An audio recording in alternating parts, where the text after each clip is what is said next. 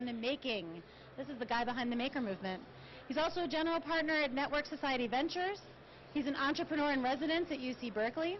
He's an adjunct faculty at Singularity University, and he's a board member of Maker Media, which publishes Make magazine. And, little known fact, or I don't know how little known it is, he's a Green Beret, so he has this revolutionary spirit in his DNA. Yeah.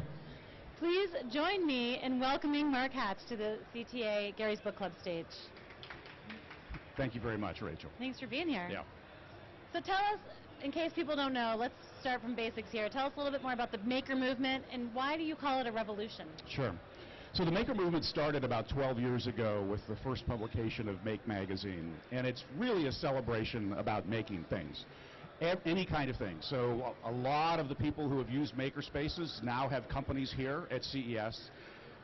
Making includes gardening, it includes baking, it includes fashion, it includes just about everything.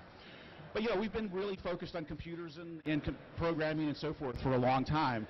Now we're celebrating actually manufacturing and making, and it's very exciting. Your book is a great read. It's a fun read. It's a quick read, and there are a lot of things I liked about it. But one thing I liked is you tell these stories about technologies that I did not know existed. Yeah. And you tell stories about the services available in maker spaces that I also didn't know existed. Right. For example, you talk about this company called Spray Printer. Yes, Spray Print, which can print on the side of a wall. Yep. So that can you want to talk a little bit about that and Sure. what that means, what the implications of that are? That's a great example. So this is a group of entrepreneurs out of Estonia, coming out of the largest maker space in Estonia, and they had this idea of, they're into graffiti art. They says, can we digitize this? Is there a way of enabling an artist to be able to draw something and then be able to put it up on the wall very, very quickly? And so what they did was they came up with the system. They can get up to like 16 cans of paint, all digitally controlled. They have a robot that crawls. Actually, it's on a trolley that goes up and down and then side to side, and it's completely controlled by an iPad or a phone.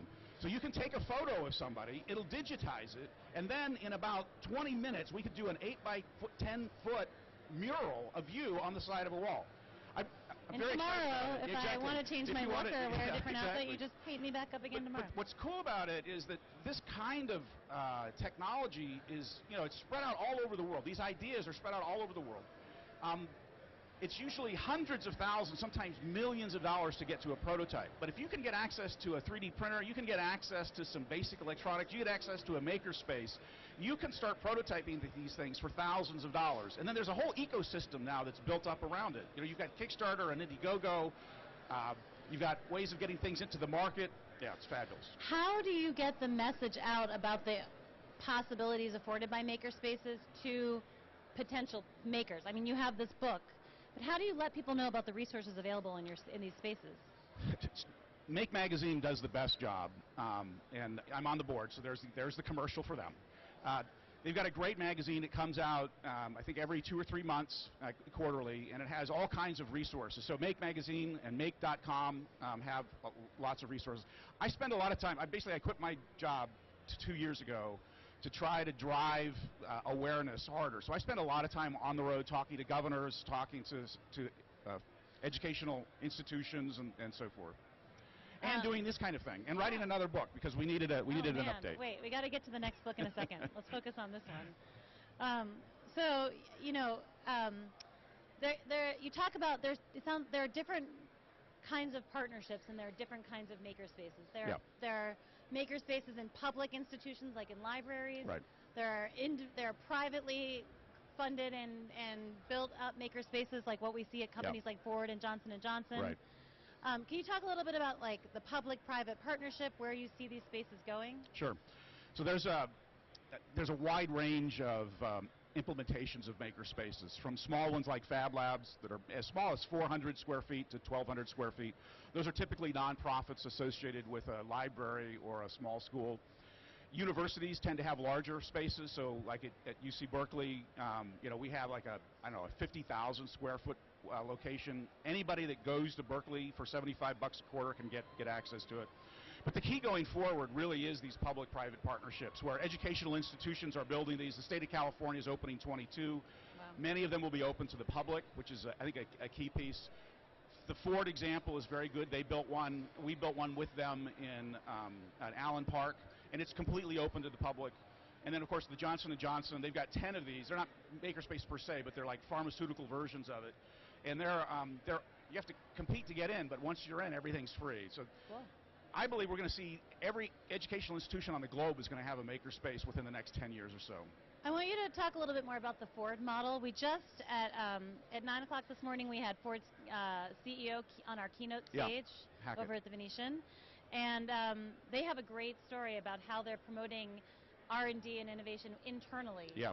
You want to talk a little bit about that? They came to us and asked, would you be willing to come to Allen Park? We said, of course, we'd be glad to. And asked them, what's your objective? They said, we'd like to increase the quality patents coming out of our employee base by 10 to 15%. Well, 5 years later, they're now the #1 producer of intellectual property among their peers, and they've had more than a 200% increase in intellectual property development. Wow. Now, it's not just because of that space, but it was instrumental in kicking off a culture change within Ford. Can you imagine the value of increasing intellectual property at a company like that? I mean, I don't understand why every manufacturer on the planet doesn't have multiple versions of these yet. They will. I believe, again, within about 10 years, they're going to figure out, oh my gosh, this is what Johnson & Johnson is doing, this is what GE has done, this is what Ford has done, this is what Fujitsu has done. Read the book. There's a long list. Another great, interesting part of your book that I hadn't seen in another book like this is you go through sort of how different people within an organization should think about the maker movement. Right. This is what a CEO should think. This is what a human resource manager should think when you're thinking about breaking into a makerspace. Yeah. Are there any particularly interesting stories in there that you don't think most people would think about? Yeah, thank you for mentioning HR. So not only did Ford see a 200% plus increase in intellectual property, but their employee engagement numbers went through the roof. We saw a similar experience, and this wasn't designed in. We didn't realize this was going to happen, but we worked with Samsung in Austin. They were able to capture like a $7.5 million in savings within the first 8 weeks. But surprisingly, globally, their engagement with their employees went up. It's a tangible representation of dedication to innovation and investing in their employees. I mean, it's one thing to say you could go online, which is fabulous, and it's another, to talk about how you're dedicated to innovation in your annual report, but it's completely different when you give them time to go off-site, get into a space, learn new skills, and then bring them back and apply it. And it rips through the entire company. It's very exciting to see. So we should have a good understanding now of why makerspaces are important from a business perspective. Right. But I would love to hear from you a little bit more about what you find in a makerspace, what some of the tools are that are available. Sure. What they can do. Well, the larger makerspaces are the ones that I'm most interested in because of the power that they can enable. I love the smaller ones. They're perfect for driving education and giving people ideas about what they can do, but the larger spaces are amazing. Just imagine, mills and lathes, the big industrial mills and lathes. We teach people how to use these in hours, not years. The computer is enabling us to be able to teach people how to use many of these tools very easily. So complete metal shop.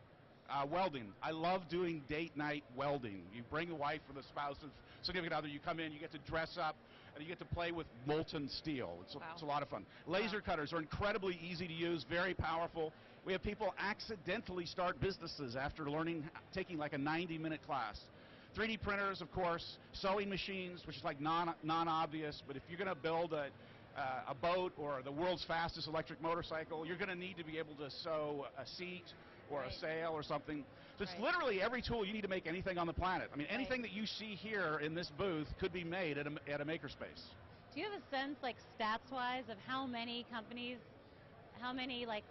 successful companies have come out of the makerspaces here in the U.S.?